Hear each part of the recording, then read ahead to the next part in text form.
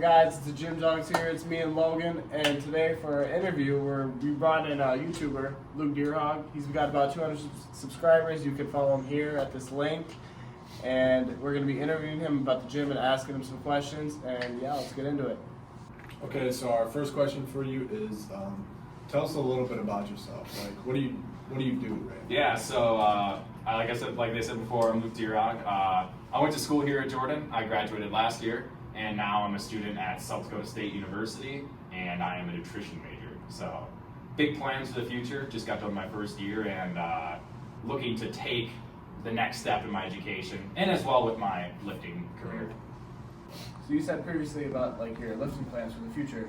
Can you go in a little bit in more detail on that? Like, what do you mean? Yeah, so basically for the future is I'll probably spend the next 1 to 2 years probably just fiddling around with what I want, just seeing what I can get to at like a certain point within 2 years, see how much muscle mass, how much muscle size I can build, get down the definitions, really see my weak points when I maybe potentially get on stage. I don't know what I want to do yet, but if I get on the stage, see the potential leanness, and when you get down to that lean, you'll be able to see your weak points. So then I'll be able to go from there, honestly. If I can potentially step on stage in a year or two now, I'll be able to see my weak points and then go further from there. So I could see myself competing, I could see myself not competing. It all just depends on what I want to do.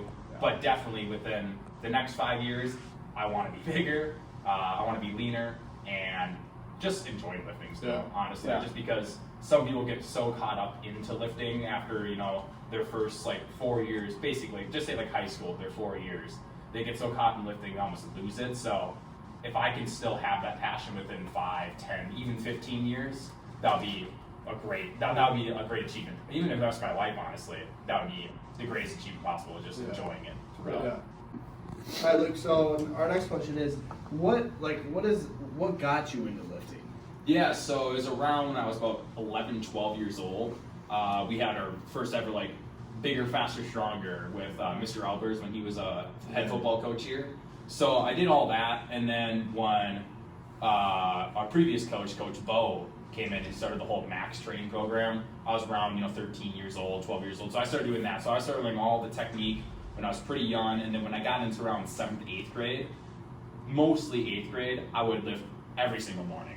And then even on the weekends too, I would lift. So that's what really got me. It was just the fact that I saw other people wanting to do it, which I didn't want to be that loser, that one person in my friend group not doing not going to any of that. So I always wanted to be better than my friends, and it's a competition too. At the end of the day, it's a lot about yourself, but you're competing with other people at the same time. So that's what drove me when I was younger. And then throughout high school, I lifted, just for sports and stuff, just getting really big. I didn't really care about the way I looked per se. It was more of like a strength perspective. So you can honestly say I was a powerlifter almost, because I was lifting purely for strength, purely for new maxes, and 1 rep maxes. But then as my junior year ended, I kind of didn't really like the way I looked. I kind of actually thought of myself being like, holy crap, I actually care about how I look now. So I lost around 25 pounds. So I was around 225 because I was around 250 for anyone that didn't know that. And then I gained a lot of the weight back because I had surgery on my foot my senior year for football. So then I was just like, I don't really want to be big anymore. So I was around 245 when I was at the peak weight during my injury. And within about 7 months, I was down to 190. So basically with lifting right now, and I'm around 190 right now too, but obviously from a year from now, or a year earlier, I was not as muscle defined, not as lean. And I'm on a cut right now, so I need about 15 more pounds to lose. But I like the way I look now. That's basically what lifting is looking like for me. It's all just bodybuilding, not for strength. I could give a crap about strength now. That's one thing I always want to tell people when they're lifting, is that strength doesn't mean anything. That's what I thought about in high school, but now it's like no one really cares about how much weight you can put out. It's about what you look like. That's what bodybuilding is, and that's what I love. So that's what I want to do with it, and that's what my lifting looks like now. Okay, so on the next question is, what does your split look like from day to day? So originally my split was, the classic push-pull legs, rest. So I was working out 6 days a week with 1 rest day.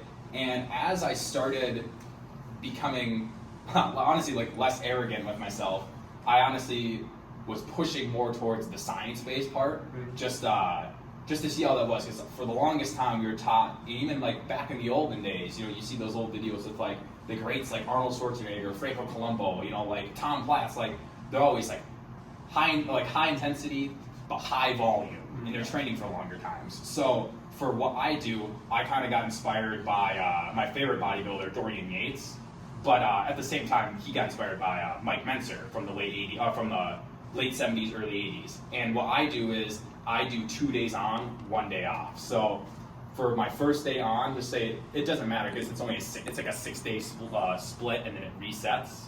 But I'll do chest and side delts for, let's just say this is a Monday. So chest and side delts. And for what I'll do for those workouts, this is for every single body part, every single lift is high intensity, and I'm failing between 5 and 9 reps, somewhere around there. And what I'll do sometimes too is, based on evidence and science, you can look it up on the internet, there's tons of studies out there that show with 0, going all the way to failure, and leaving 1 rep in reserve. So if I was able to do 6 reps and I realized that I'm slowing down the eccentric, I'm like, I can do 1 more, and I just stopped.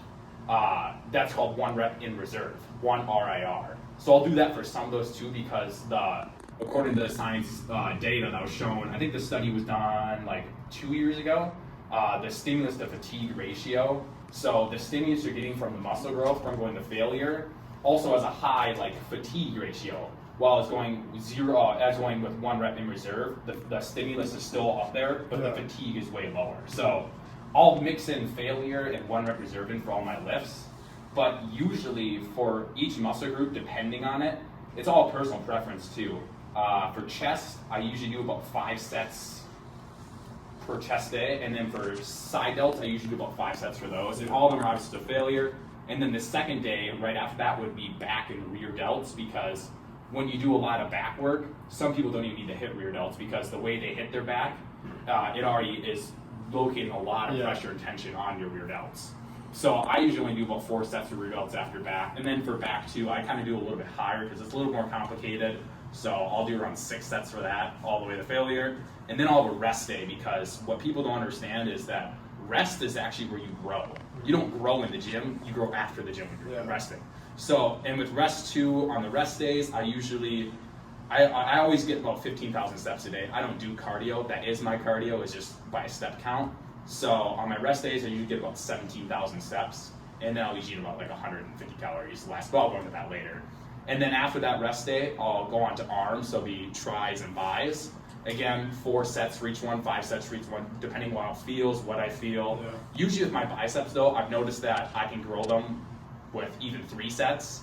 Like there is a study showing that if you do 3 sets a week till failure, you're at 60 or 65% of your like potential growth. So you're even only doing 3 sets a week, you're getting almost 70% of your potential growth, which is insane.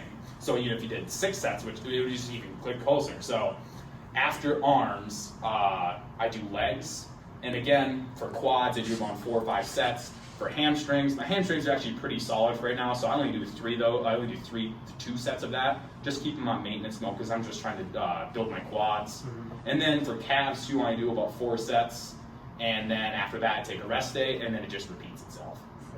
All right, so you mentioned like your calories being lower on your rest days. Can you go in a little bit more like elaboration on that, like why, like how your nutrition plan looks like? Yeah, so right now I'm cutting, and for cutting, it's pretty simple. If you have trouble cutting with it, or with cutting, all you have to do is, there's a bunch of websites out there for your BMI calculator, your basal metabolic rate calculator, BMR calculator, sorry. But there's a lot of total daily expenditure calculators out there too. But what you want to do is you put in your weight, your height, and all your like activity levels, and your rate, your sex, and it'll give you like a rough estimate of what your maintenance calories would be. For me, I'd say 190. I know 190 pounds, 6'2" is around, and I use 6 to 7 days of pretty active physical activity. So it's around 2,900 to 3,000 calories for a maintenance. I'll usually go on the lower end of that and do like 2,600. So that's probably what my maintenance is. And then if I want to be in a 500 calorie deficit, so if I'm in a 500 calorie deficit for 7 days, that's 3,500 calories. And for people that don't know or haven't taken a class yet to know this, but 3,500 calories is equal to 1 pound of body fat.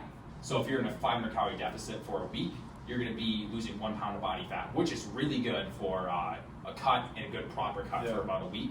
So right now for me cutting, I'm currently eating 2,050 calories because I will be dropping it down soon to about probably 1,950 because I'll probably want to get a little bit leaner. But for right now, that's me. That's working perfectly. I've done that for about 4 weeks now, and I've lost about 15 pounds since my bulk, or since my maintain after my bulk. But yeah, so basically what I focus on with my nutrition is getting around 0.8 to 1 gram of protein per pound of body weight. I don't think anything more than that is necessary. It's just kind of extra because your body doesn't want to use protein as energy. It uses carbs and fats for that. So I'll have that around there. And then for fats, what people want to know for dieting is if you don't have enough, like for example, if you guys ever cut before dieted and if you thought, oh, low fat's the bad answer, that's the bad stuff, and you go into that mentality, your libido is going to be low, everything else, you're going to feel like crap. So for fat is important, but you don't want too much of it obviously because it's 9 calories per gram other than 4 and 4 for carbs and protein. So I usually get about 50 to 60 grams of fat a day on a cut no matter what, just to keep my hormones functioning, everything else good. And then for carbs, I kind of just fill it in, but I usually get around 150 grams of carbs, 160. Yeah.